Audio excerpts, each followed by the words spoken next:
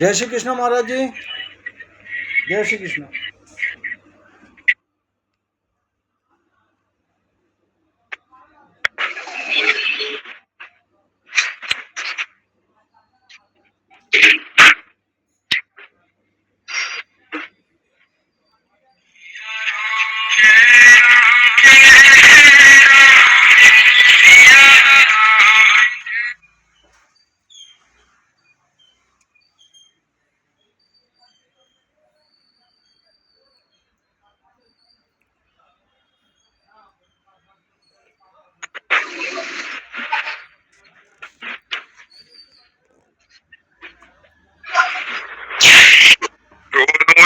स्वामी जी ओम नमो जी ओम नमो नारायण ओम नमो नारायण। तबियत ठीक ना हो स्वामी जी, आधे घंटे करके बंद कर दियो।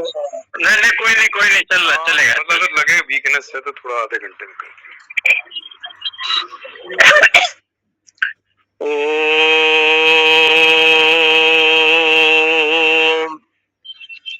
सहना भवतु सहनो भुनक्तु सह वीर्यं करवावहै तेजस्विनावधीतमस्तु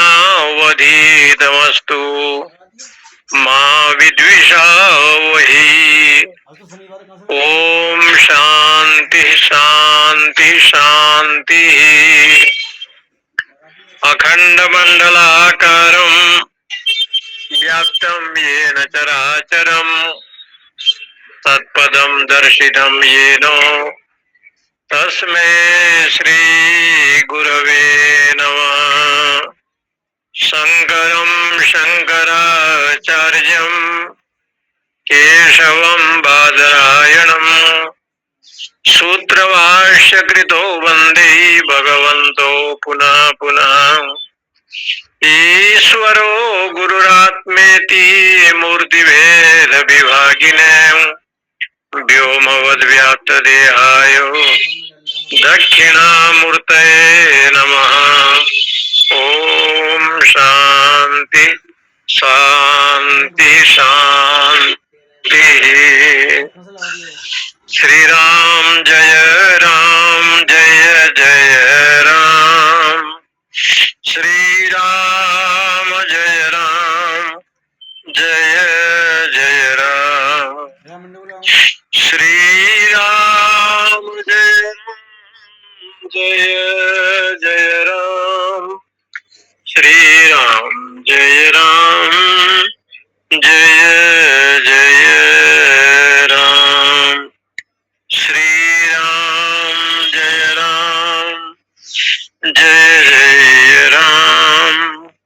श्री राम जय राम। कठोपनिषद के दूसरे अध्याय के ये 7वां मंत्र पर जो विचार कल चल रहा था, या प्राणी संभवती अदितिर देवता मही गुहां प्रविश्य तिष्ठन्ति या भूतेर्भिर्व्यजायत एतद् वै तत्। प्राण शब्द जो बनता है ये या प्राणेन, परमात्मा ही भगवान ही प्राण के रूप में प्रकट हुए। इससे ये उदाहरण है कि अश्वत्थामा ब्रह्मास्त्र के प्रयोग से परीक्षित की वहां मृत्यु की संभावना है, भगवान उत्तरा के गर्भ में आए और उनको प्राण प्रदान किया। तो प्राण शब्द का ये अर्थ उपनिषद में ये आता है कि प्राण क्या है। सृष्टि के आदि काल में साक्षात ब्रह्म ही चेतन के रूप में प्रकट हुआ, क्योंकि एको श्याम बहुएयम प्रजाएय में एक था और बहुत बनने की कामना की। आप जब एक थे और बहुत बनने की कामना की तो बहुत आप बनेंगे कैसे? आप तो पहले एक थे, एक ब्रह्म थे, लेकिन बहुत बन गए। तो बोले कि बहुत कैसे बन गए? बोले बहुत से हमने कृष्ण अवतार हो गया तो विशाल परिवार हो गया, रामावतार में भी परिवार आए। तो बोले एक बनने की अपेक्षा जो आप अनेक बनने की जो कामना की, तो कहा अनेक बनने की जो कामना हुआ तो अनेक आपको कौन बनाया? तो ये कहते हैं अदितिर देवता मई संभवती या प्राणेनो। यहाँ जो अदिति शब्द का प्रयोग आया है, अदिति को यहाँ भगवान शंकराचार्य ने सर्व देवतात्मिका प्राणेन हिरण्य गर्भ रूपेण परस्माद ब्रह्मण संभवती। यहाँ सर्वदेव स्वरूपा जो अदिति है, अदिति को प्राण कहा है। अदिति की व्याख्या करते हैं, ऐसे तो पुराणों में अदिति, दीति, कश्यप इनकी कथा है। कश्यप की 13 पत्नियां थी, उसमें सर्वप्रथम अदिति और दूसरे नंबर पर दीति हुए। तो अदिति और दीति ये कथा है। कल मैं आपको सुना रहा था, दीति शब्द का ही अर्थ संस्कृत में दींग खाए, एक धातु है दींग खाए, जो बुद्धि को भी नाश कर दे, ज्ञान को भी नाश कर दे, धर्म को भी नाश कर दे, उसी का नाम होता है दीति। क्योंकि दीति के जीवन में ऐसे रहा कि सूर्यास्त का बेला है, कामासक्त होकर के कश्यप के पास पहुंची और भगवान कश्यप जी उस समय को उन्होंने सोचा कि अधर्म का बेला है, लेकिन दीति के यहाँ हिरण्याक्ष का, हिरण्यकश्यपु का जन्म हुआ। द्वैत बुद्धि जब आ जाता है तो उसमें द्वैत बुद्धि में क्या होता है कि लोभ का जन्म होता है, इसलिए उसका नाम पड़ गया हिरण्याक्षो। हिरण्य माने सुवर्ण, अक्ष माने आंख। जिनकी दृष्टि केवल धन में अथवा भोग में रहता है, ऐसे जो चित्त वृत्ति की अज्ञान अवस्था है उसको कहते हैं हिरण्याक्षो। ऐसे हिरण्याक्ष हिरण्यकश्यपु वृत्ति, इसलिए पुराणों में उसको दीति कहा। अदिति उसको कहते हैं कि अदिति किसको कहेंगे तो यहां लिखते हैं सर्वदेवमयी, सर्वदेवतात्मिका, देवताओं की माता अदिति है पुराण के अनुसार। और अदिति शब्द का अर्थ होता है जहां भेद बुद्धि यानी द्वैत बुद्धि का अभाव, जहां द्वैत बुद्धि न हो उसी को अदिति कहते हैं। इसलिए अदिति के यहाँ जब तक उसने पयोव्रत नहीं किया,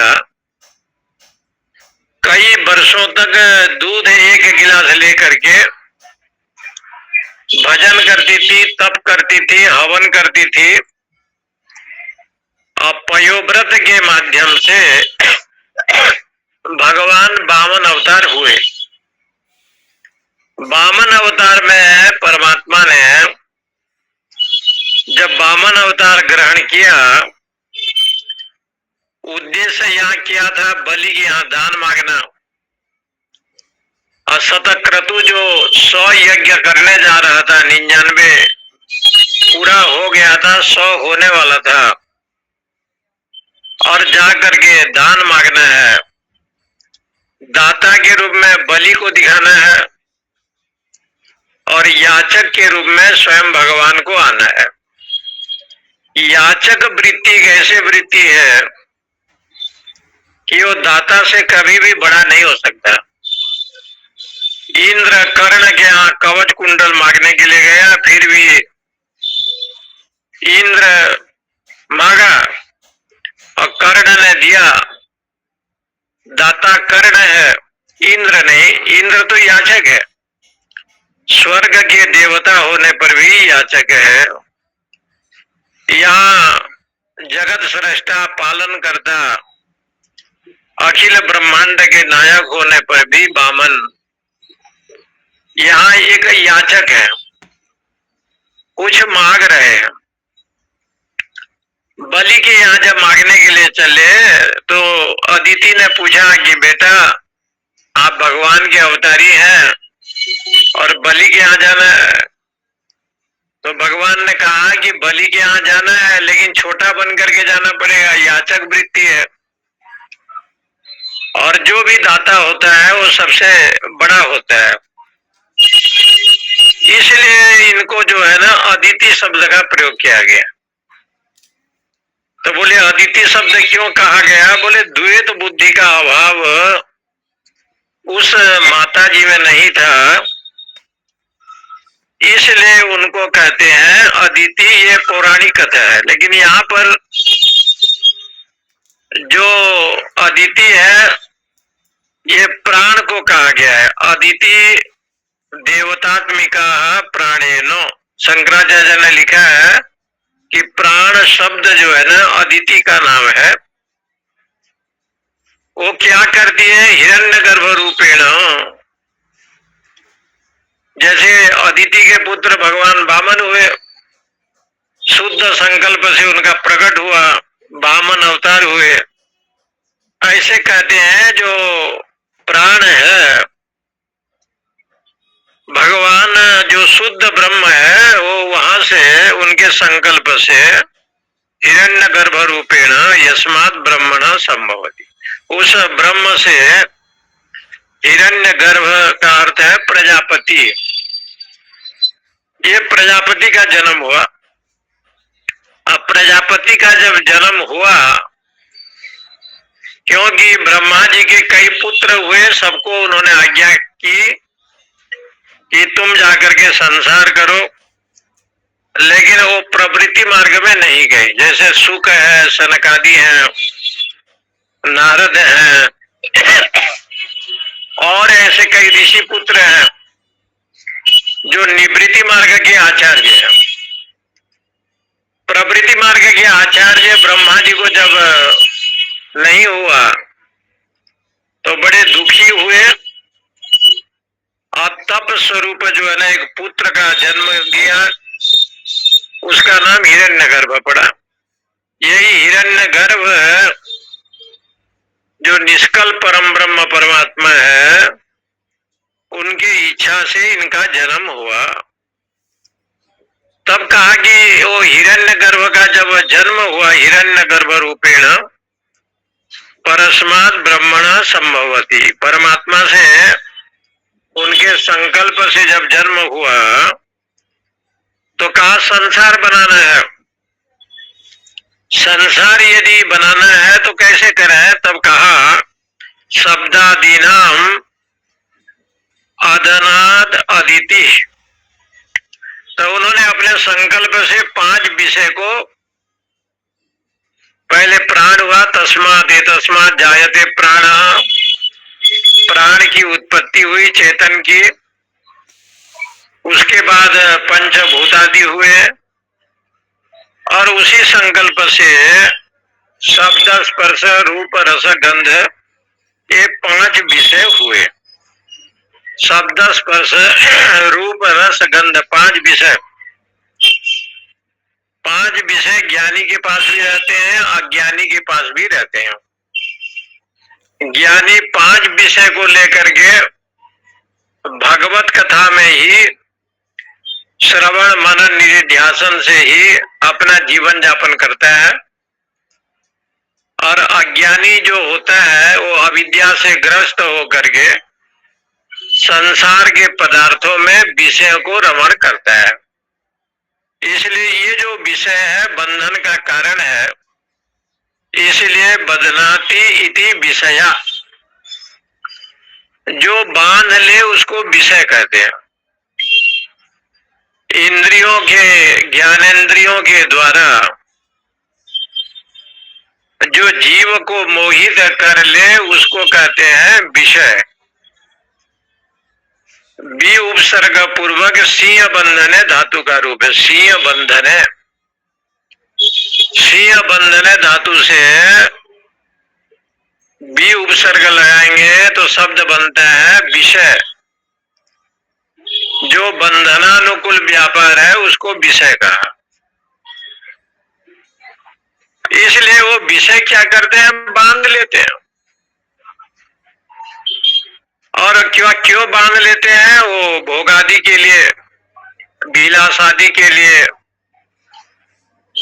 संसार के विषय में व्यक्ति अनुरक्त हो जाता है। इसलिए मांडुक्य कारिका में शंकराचार्य भगवान ने लिखा कि पक्षी जब चलते हैं तो उनके चरण चिन्ह नहीं होते। पक्षियों के चरण चिन्ह नहीं होते, आकाश में जाते हैं। और जब पक्षी जाते हैं तो उनका घर द्वार नहीं होता, वो कहीं भी घोंसला बना करके सुरक्षित रहते हैं, क्योंकि उसमें आसक्त नहीं होते, अनासक्त भाव में वो रहते हैं। ऐसे ज्ञानी जन के, बुद्धिमान और विवेक वैराग्य वाला का चरण चिन्ह नहीं होता। चरण चिन्ह नहीं होने का मतलब है कि मेरा तेरा अपना उनमें नहीं होता।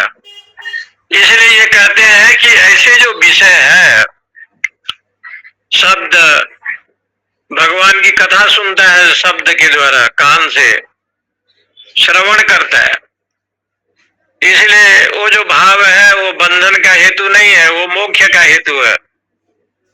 स्पर्श, तुलसी को स्पर्श करता है, सुगंधित प्रसाद को ग्रहण करता है नाक से, वायु से। इसलिए ये जो गंध है, शब्द, स्पर्श, रूप आंख से दिखता है, आंख से रूप को देखता है। किस रूप को देखता है तो कहा शरीरम सुंदरम सुरूपम, शरीर बड़ा सुंदर है, सुरूप है, कलत्रम, घर द्वार में परिवार भी है, मनश्चेन लग्नम, गुरोरंग्रि पद में मनश्चेन लग्नम, ततः किम ततः किम ततः किम। यदि गुरु गोविंद में मन नहीं लगता है तो सब कुछ भगवान ने दिया है। तो शंकराचार्य कहते हैं ततः किम ततः किम ततः किम। एक घर द्वार परिवार सब कुछ है, सब ईश्वर ने दी है, लेकिन मन नहीं लगा। तो कहते हैं कि ये तो भाई ऐसे है, ततः किम, ये सब होने पर भी कोई लाभ नहीं है। इस बात को सिद्ध करने के लिए यहाँ एक शब्द आता है कि विषय, शब्द, स्पर्श, रूप, रस, गंध विषय मनुष्य के पास है 5। उरंग, मातंग, पतंग, भृंगो, मीन, हता, ये 5 विषय एक एक के पास है। एके भी पंचरेव पंच। लेकिन ये लोग जो है बंधन में आ जाते हैं, और मनुष्य के पास बंधन न हो तो ये कल्पना करना ये तो बड़ा अनुचित है, क्योंकि जिनके पास 5 विषय है वो तो स्वाभाविक बंधन में आ जाता है। परंतु ये शब्द, स्पर्श, रूप, रस, गंध मान लीजिए, यदि भगवत चरणारविंद में यदि आ जाए तो वो क्या करता है, तो उसी को कहते हैं शब्दादीनाम अदनात्। शब्द आदि जो है जब रजोगुण तमोगुण में चले जाए उसको जो भोजन करता है, अदन कहते हैं भोजन करना, शब्दादीनाम अदनात्। शब्द स्पर्श रूप रस गंध को खा लिया, किसने खाया, तो कहा जो खाता है उसका नाम है अदिति। शब्दादीनाम अदनाद अदिति, उसे अदिति कहते हैं। भक्षण कर लेता है, भक्षण करने का मतलब है कि शब्दादि विषयों को तमोगुण और रजोगुण में जाने नहीं देता। यदि रजोगुण नहीं है तो काम क्रोध लोभ का जन्म नहीं होगा, वो तो केवल रजोगुण से ही इनका जन्म होता है। काम ऐसा क्रोध ऐसा रजोगुण समुद्भव, रजोगुण से जन्म होता है। अब रजोगुण नहीं हुआ, सत्वगुण केवल है, तो कहते हैं अदनात अदिति।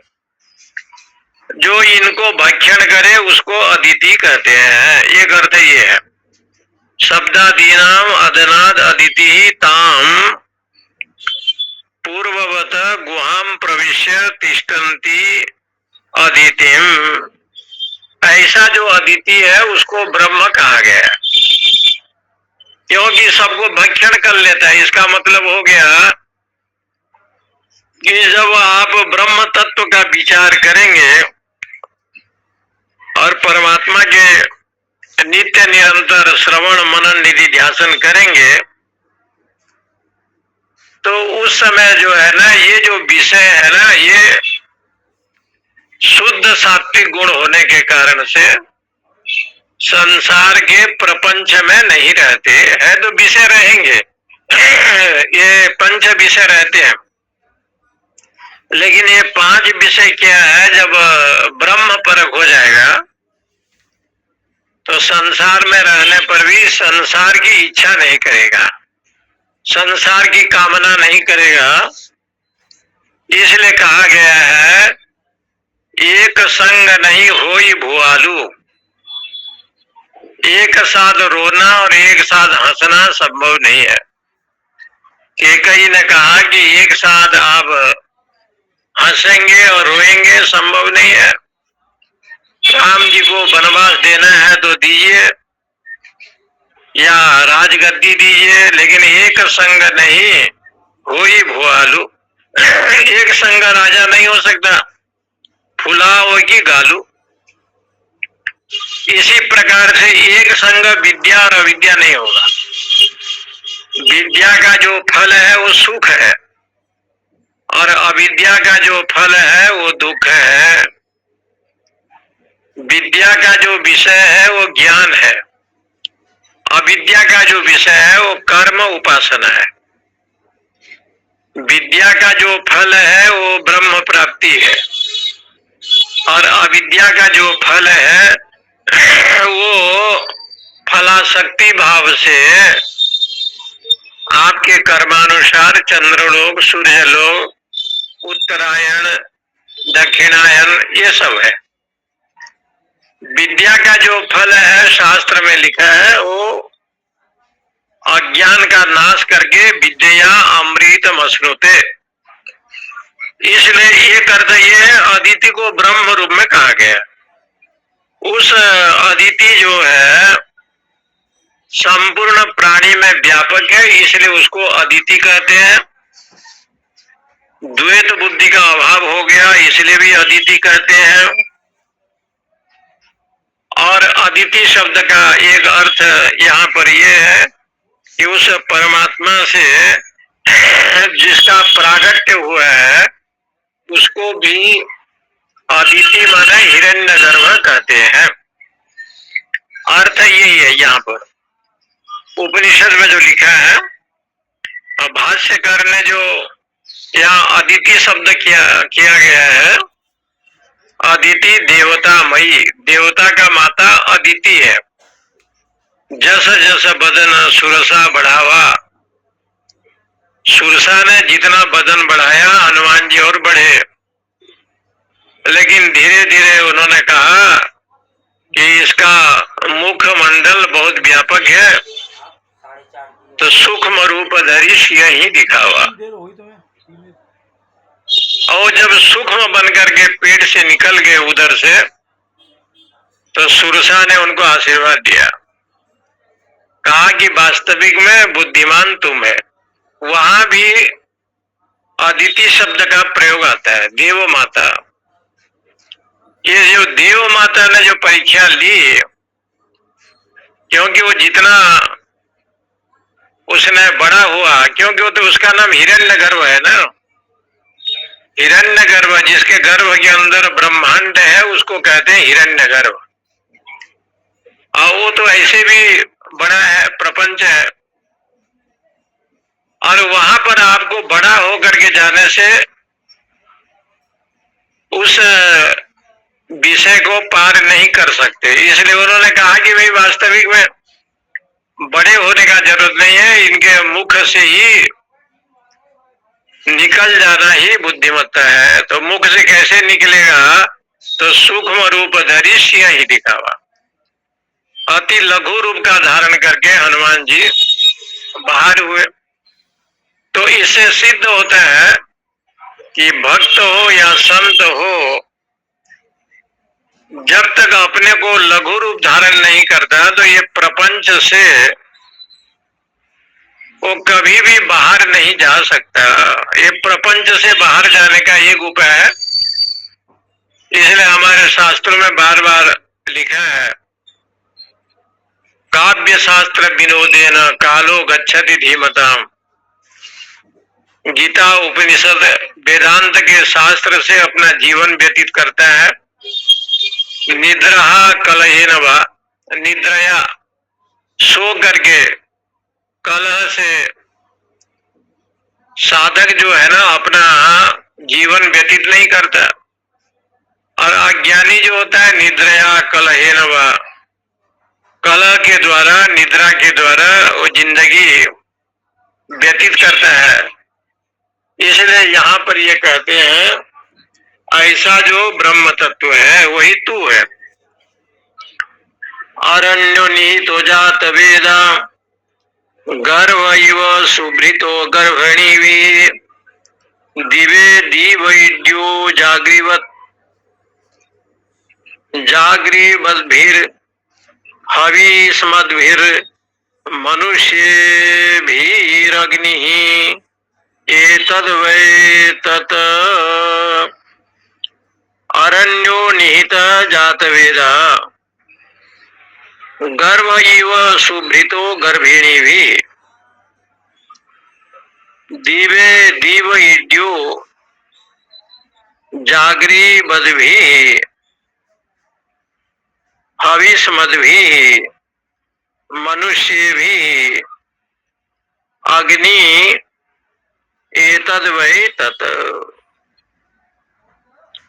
तो कहा कि यहाँ दृष्टि यदि बनाना है तो कैसे दृष्टि बनाएंगे। तो कहा कि दृष्टि यदि आपको बनाना है तो एक दृष्टि बनाना है, ब्रह्म दृष्टि बनानी है।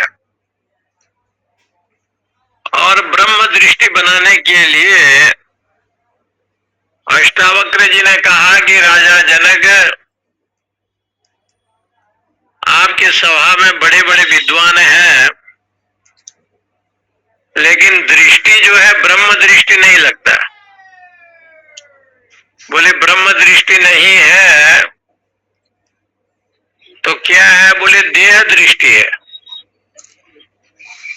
देह को देख करके टेढ़ा मेढ़ा समझ करके जो चर्मकार वृत्ति है, चमारों की वृत्ति है, चमड़े की वृत्ति है, चमड़े को ही ब्रह्म समझ रखा है, चमड़े को ही सब कुछ ज्ञान और विज्ञान समझ रखा है, और चमड़े में ही संसार जाता है। आंख इंद्रियां इतना शास्त्र के अनुसार आंख इंद्रिया भी बड़ा, वो भी दुख का कारण है, नेत्र, क्योंकि इंद्रियों को आकर्षित करता है। लेकिन उससे भी ज्यादा दुखदाई स्पर्श वृत्ति को माना गया है। इसलिए उपनिषद में जो दृष्टि की बात आई है, ईशावास्य इदम सर्वम यत् किंच जगत्याम जगत, ये संपूर्ण जगत परम ब्रह्म परमात्मा से आच्छादित है। ईशावास्यम इदम सर्वम, नाम रूपात्मक जो जगत है आच्छादित है। लेकिन ये संसार में आप रह करके नाम रूप में रहना, नाम रूप का नाम ही संसार है, संसार कोई दूसरा नहीं है। नाम रूपात्मक जो द्वैत है यही संसार है। कोई दादा है, कोई चाचा है, किसी का नाम राम है, कृष्ण है, नाम रूपात्मक को ही संसार कहा। नाम रूपात्मक वाला जो संसार है, ये संसार क्या है?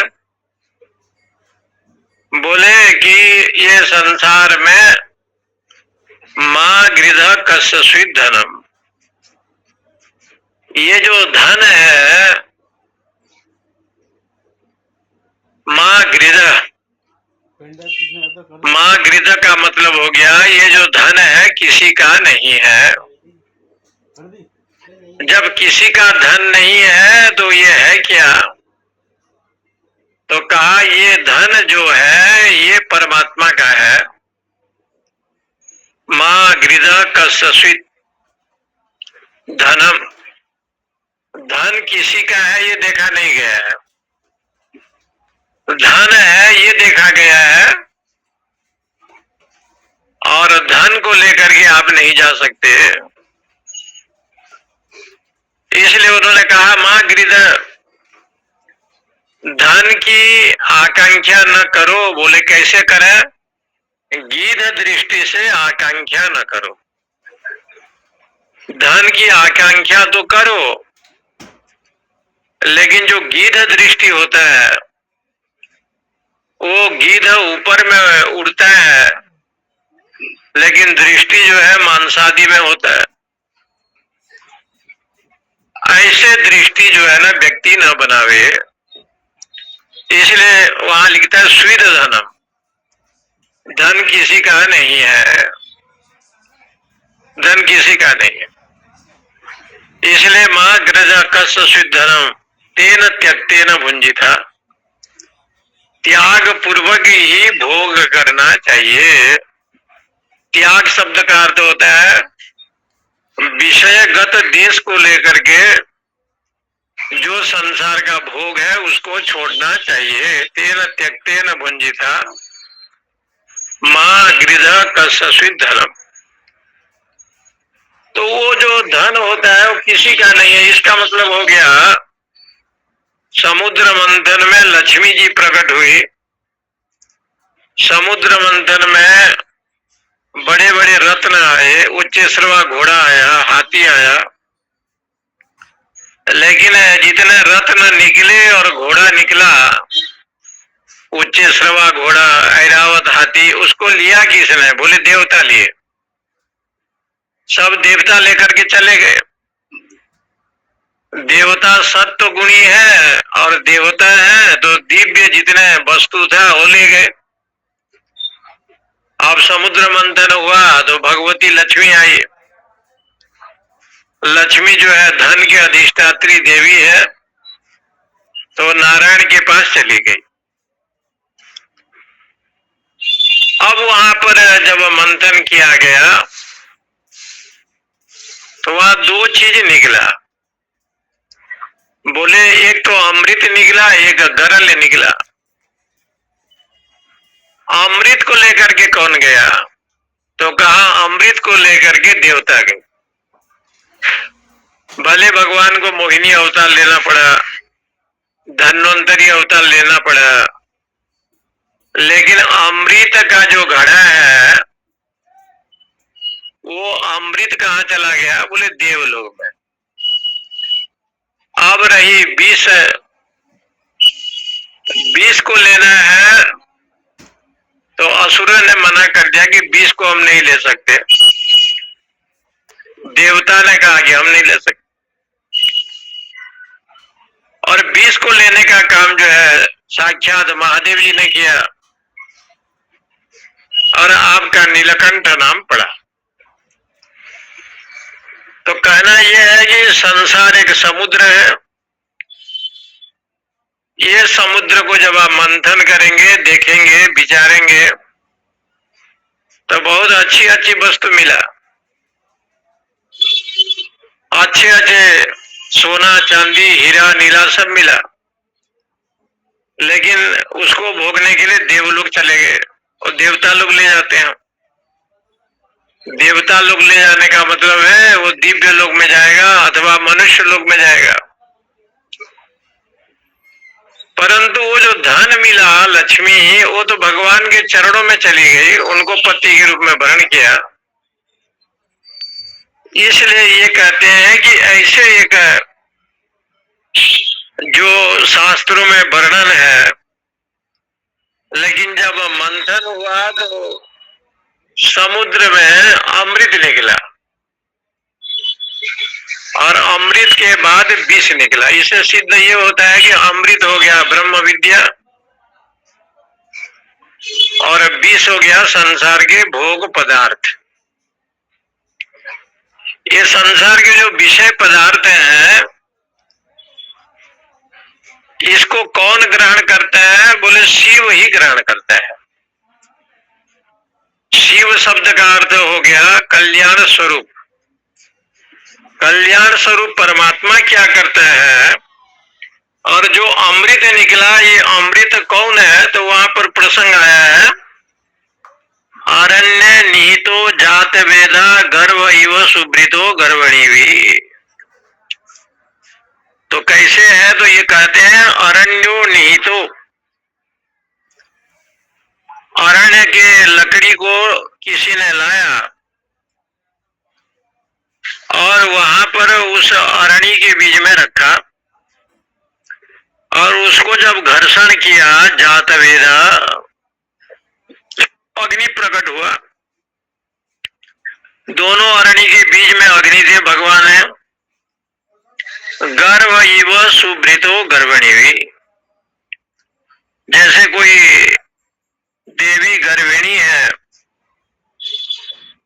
और गर्भ के अंदर पुत्र है, इसी प्रकार से दो अरणी के बीच में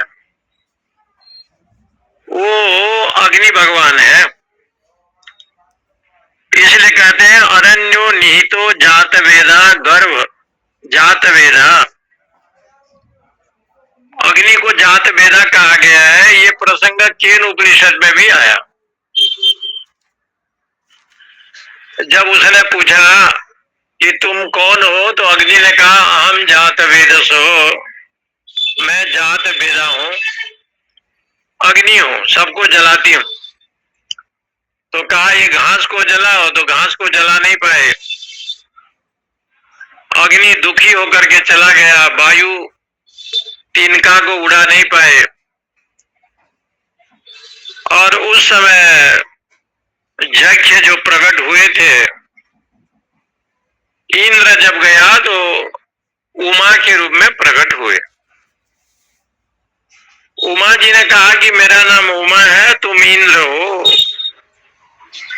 तो जैसे अग्नि, वायु और अन्य लोगों के सामने परमात्मा यज्ञ बन करके आए, लेकिन इंद्र के सामने जो है ना यज्ञ बन करके नहीं आए। इंद्र के सामने उमा बन करके आए। सा ही ऐसा उमा भगवती ब्रह्म विद्या। ये जो ब्रह्म विद्या है उसका नाम है उमा। वो कहते हैं तर्क वितर्क को, माँ कहते हैं जहां निषेध अर्थ में है, जहां तर्क वितर्क नहीं होता उसका नाम होता है उमा। ऊ माने हो गया तर्क करना, वितर्क करना, आत्मा क्या है, अनात्मा क्या है। और जहां पर मां माने निषेध, जहां तर्क वितर्क कुछ भी नहीं होता, उसका नाम पड़ जाता है उमा। और वो उमा क्या है? ब्रह्म विद्या, उपनिषद विद्या, आत्म विद्या। यहाँ तर्क वितर्क नहीं चलता। जो वेदांत में कहा है उसको मानना चाहिए। यही इसका प्रमाण है, आगम प्रमाण, निगम प्रमाण। इसलिए तर्क और वितर्क जहां न हो, उस वृत्ति जो है उसका नाम हो गया उमा। और ये उमा ब्रह्म विद्या है। इंद्र जो है जीव है। जीवात्मा तर्क वितर्क बहुत करता है। कोई भी जीव होगा ना, बहुत तर्क वितर्क करता है। लेकिन ब्रह्म विद्या जब दर्शन देती है और जब वो तर्क करने लगता है, इंद्र को जीव रूप में बताया। इसलिए जीव को ब्रह्म विद्या की आवश्यकता है, न कि परमात्मा की। परमात्मा तो स्वतः सिद्ध है, सर्वव्यापक है। परमात्मा आवरण को नाश नहीं करता, ऐसे लिखा है। जो ईश्वर है, ब्रह्म है, वो किसी के आवरण को, अज्ञान को, अविद्या को वो छेदन नहीं करता। तो बोले छेदन कौन करेगा? ददामि बुद्धि योगम तम येन मामु पयांति थे तेषामेवानुकंपार्थम अहम ज्ञानजम तमम नाशयाम्य आत्मभावस्तु ज्ञान दीपेन भास्वता। भगवत गीता में आया है कि ज्ञान दीप के द्वारा मैं आवरण वृत्ति का नाश करता हूं। आवरण वृत्ति का नाश स्वयं परमात्मा नहीं करता। बोले आप नहीं करेंगे तो करेगा कौन? बोले मेरे जो विद्या है ना, वही करेगा। जो ईश्वर का जो ब्रह्म विद्या है, उपनिषद विद्या, वेदांत विज्ञान, उसी के द्वारा ही अज्ञान का निवृत्ति, आवरण का निवृत्ति। 10 लोग नदी में पार हो गए, ये भी अच्छी बात है। लेकिन गिनती जब प्रारंभ किए तो गिनने में हो गए असफल। जो गिनता है अपने को छोड़ देता है। इसलिए 10वां तमसी का ज्ञान नहीं हुआ। हमेशा ज्ञान हुआ कि 9वां तमसी 9 है, क्योंकि अपने को छोड़ देता है। इसी प्रकार से 10 लोग ये नदी को पार करना चाहते हैं। आपके 5 ज्ञानेंद्रिय, 5 कर्मेंद्रिय, ये 10 है। संसार रूपी नदी को पार करना चाहते हैं, भव संसार को। लेकिन अपने को गिनते नहीं है कि मैं कौन हूं। अपने को नहीं गिनता। जब भी गिनता है तो कहता है 9वां तमसी, तू ही 9वां है। तो उपनिषद का कहना है गिनते तो बढ़िया, लेकिन अपने को क्यों नहीं गिनते? अपने को नहीं गिनना, अपने को अपरोक्ष ज्ञान नहीं होना, यही जो है ना बंधन का कारण है, भ्रम का कारण है। उसी के ऊपर ये मंत्र है कि जैसे गर्भिणी है, वो उसके अंदर भी संतान है, गर्भिणी माता है, और उसके गर्भ के समान है। जैसे जात वेदा अग्नि है, अरण्य निहितो जात वेदा। जब यज्ञ करते हैं तो लकड़ी को लाते हैं अरण्य का, और घर्षण करते हैं तो अग्नि उत्पन्न होते हैं, अग्नि प्रकट होती है। इसी प्रकार से दीवे दीव जो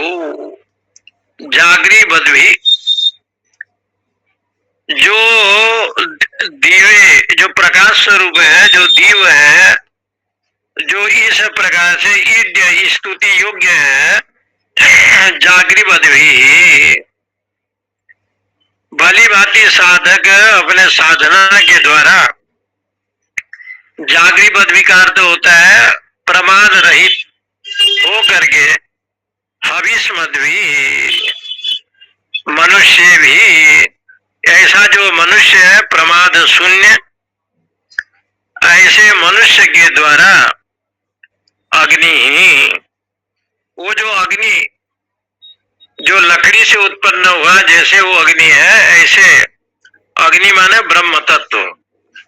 ये ब्रह्म तत्व को भी अग्नि कहा गया है। इसका अर्थ है अग्रे नयति इति अग्नि। अग्नि का लक्षण यही है, अग्रे नयति, जो आगे आगे ले जाए उसको कहते हैं अग्नि। किसी का हवन करना है तो अग्नि, पेट के अंदर वैश्वानर अग्नि, बड़वा अग्नि, फिर आगे जाएंगे तो दावानल अग्नि, फिर संसार में आएंगे जो अग्नि है, और एक अग्नि होता है ब्रह्माग्नि।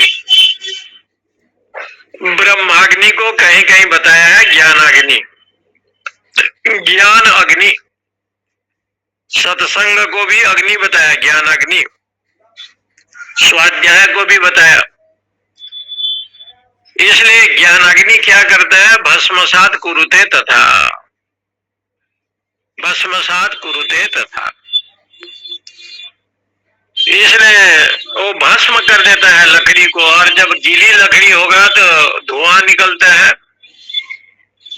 और गीली लकड़ी आग के सानिध्य में गीलापना छूट जाए तो धुआं नहीं होता, और गीली लकड़ी भी जब सूख जाए तो धुआं नहीं होता, और अग्नि के संबंध से वो जल करके राख हो जाती है। पंचदशी में उठाया है भगवान कृष्ण और बलराम जगन्नाथपुरी में देखा कि लक्ष्मी एक चंडाल के घर में खड़ी है, पूजा हो रही है। बड़े क्रोधित हो गए, उन्होंने कहा कि इसके हाथ का भोजन नहीं करेंगे। बलराम जी ने कृष्ण को कहा कि तुम्हारे पत्नी का हाथ भोजन नहीं करना है।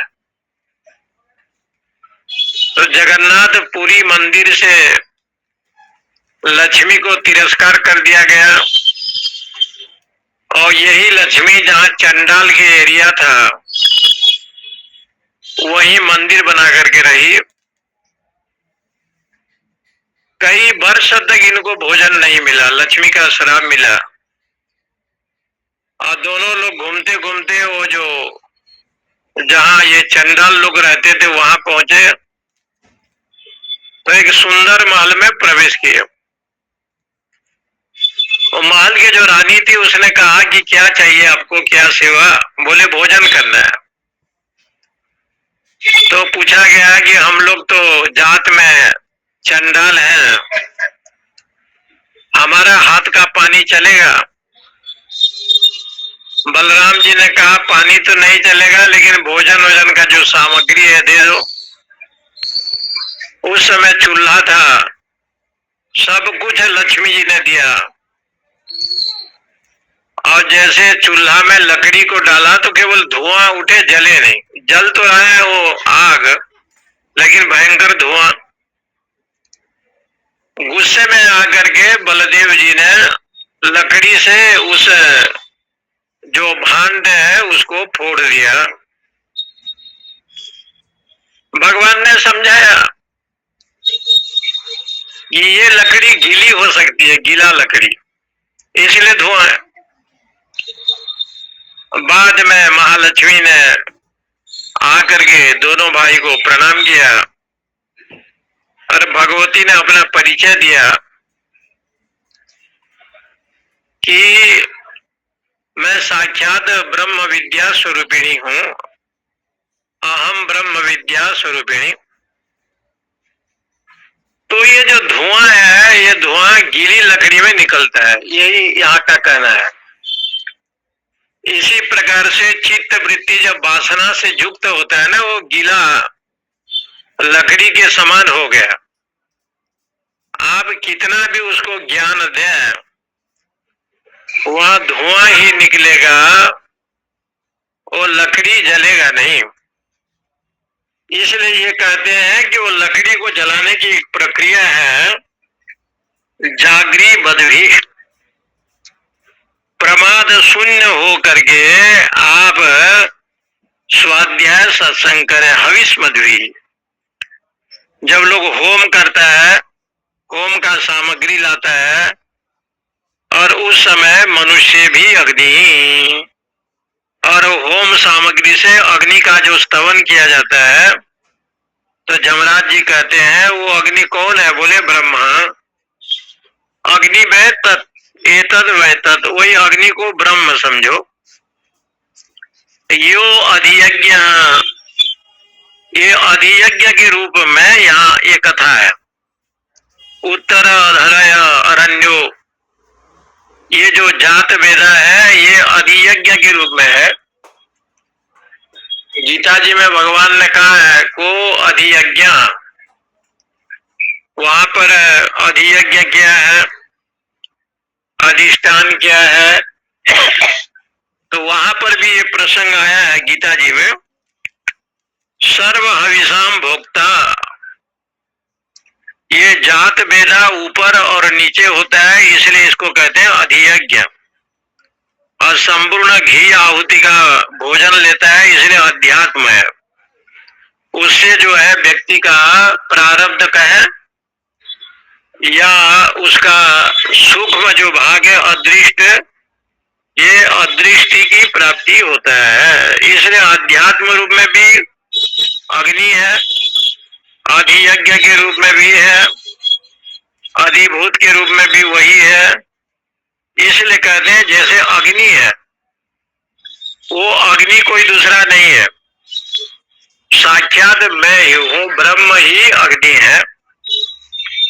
यतस्य उदेति सूर्यो अस्तम यत्र च गच्छति तम देवाः सर्वे अर्पिता तदु नास्ति कश्चन एतद्वै तत्।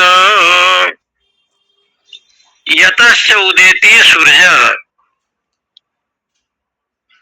जिस परमात्मा से सविता उदय होते हैं, तम यत्र च, जहां वो अस्त हो जाते हैं, तम देवा, ऐसा जो परमेश्वर है सर्वे अर्पिता, वो उस देवता को अर्पित करना चाहिए। अर्पित है, जो अस्त भी होता है उदय होता है, जिनके प्रभाव से न अत्येति कश्चन, इसलिए उस ब्रह्म को छोड़ करके कोई नहीं हो सकता। वही ब्रह्म है, वही ब्रह्म है। यतश्च उदेति सूर्य, जहां से सूर्य उदय होते हैं, अर्थ ये है यतश्च यस्मात् प्राणात् उदेति। सूर्य कौन है? प्राण के देवता। चंद्र कौन है? धन के देवता। जब आप हवन करते हैं और ब्रह्म अभ्यास करते हैं, तो ये जो प्राण शक्ति है उसको बल मिलता है। प्राणम देहि बलम देहि, ऐसे कहा गया है कि मुझे प्राण प्रदान करो। प्राण प्रदान करो मतलब प्राण में ऊर्जा दो। तब कहा प्राण में ऊर्जा कैसे आएगा? बोले कि ब्रह्मचर्य के द्वारा, तपस्या के द्वारा और भजन के द्वारा। ये प्राण जो बैठा है ना, उसको शक्ति मिलता है। जितना भजन बढ़ेगा, जितना आपका साधन चलेगा, इसलिए भजन और भोजन में अंतर कर दिया। भजन में कोई मात्रा नहीं है, कभी भी आप भजन कर सकते हैं, साधन कर सकते हैं, दिन में भी रात में भी। गुरु मंत्र का जप कभी भी कर सकते हैं, क्योंकि वो भजन है। सत्संग स्वाध्याय कभी भी कर सकते हैं, ये भजन है। लेकिन भोजन में अलग कर दिया, भोजन में एक मात्रा बढ़ाया, और भोजन में एक मात्रा बढ़ गया। भोजन में एक मात्रा इसलिए बढ़ाया कि भजन में तो नहीं बढ़ा। बोले भजन तो एक रूप है, एक रस है, अखंड है, वो निर्विकार है, इसलिए वह मात्रा नहीं बढ़ सकता। वो ह्रस्व दीर्घ ये मात्रा वहां नहीं बढ़ेगा, लेकिन भोजन में बढ़ सकता है। तो बोले कितना बढ़ाना चाहिए? तो वेदांत में कहा एक मात्रा बढ़ाओ उसको, इसलिए शब्द लिखो भोजन। और भजन में कोई मात्रा नहीं है। राम भजन बिनु मिटहि की कामा, छल विहीन तरु कवों की जामा। भगवान के भजन के बिना जो है ना, कामना का अंत नहीं होता। इसलिए यहाँ पर ये कहते हैं यतस्य उदेति, ब्रह्म से ये सूर्य, बोले सूर्य कौन है? बोले वही सूर्य है। चंद्रमा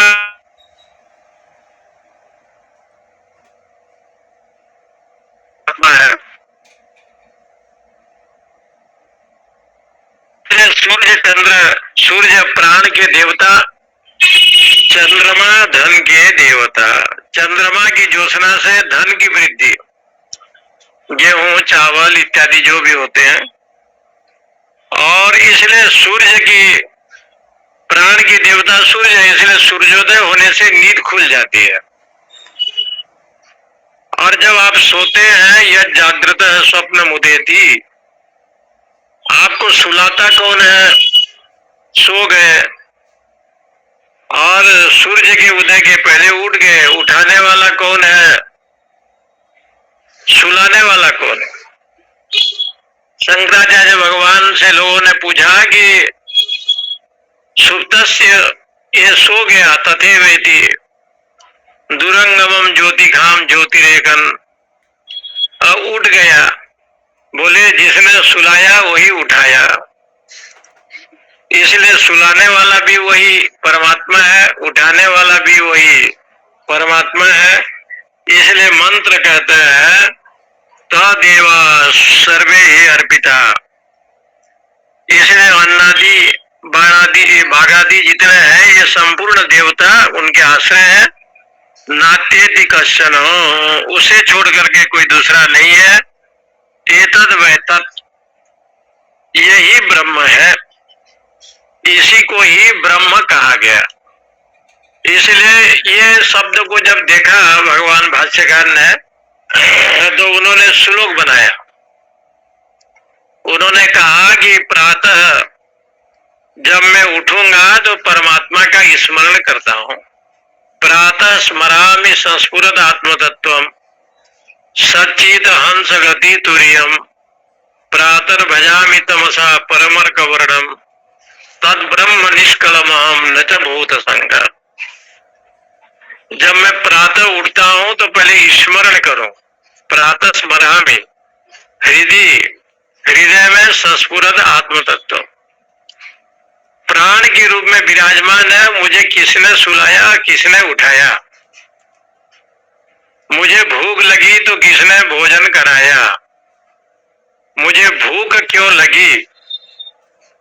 और मैं सोया, मैं जगा, जागृत अवस्था कहां से आया, स्वप्न कहां से आया, सुसुप्ति कहां से आया? भले वेदांत में भगवान भाष्यकार ने तीन सत्ता को माना, तीन सत्ता को माना, प्रातिभाषिक, परमार्थिक और व्यवहार काल को उन्होंने माना। इसलिए प्रातः स्मरामि हृदय संस्फुरदात्म तत्व, सच्चित हंस गति तुर्यम, प्रातः भजामि तमसा परमर्क वर्ण। सूर्य जब उदय होते हैं तो तमसा अंधकार चला जाता है, इसलिए उस ब्रह्म को यत्तन्नतोस्मि, उसको मैं बंधन करता हूँ, ऐसे कहा। ओम पूर्णमद पूर्णमिदम पूर्णात् पूर्णमुदच्यते पूर्णस्य पूर्णमादाय पूर्णमेवावशिष्यते। ओम शांति शांति शांति। हरि ओम हरि ओम हरि ओम हरि ओम।